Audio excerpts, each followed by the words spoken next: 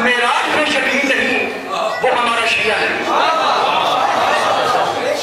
अब शिया की तारीफ सुनना चाहते, जिसका मेराज पे यकीन नहीं वो हमारा शिया नहीं, जिसका मेराज पे यकीन नहीं वो हमारा शिया नहीं। शिया कहते ही उसे हैं कि जिसका मीम और ऐन के राज पर यकीन हो।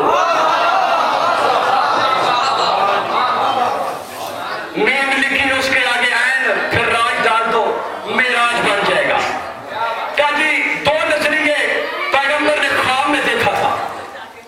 पहली बात तो यह कि अगर ख्वाब में मेराज हो जाए तो आज सारे मौलवी साहब मेराज होते, क्योंकि ख्वाबों में तो पाबंदी कोई नहीं। जनाबे पहलवान गुजर रहे थे तो बंदों ने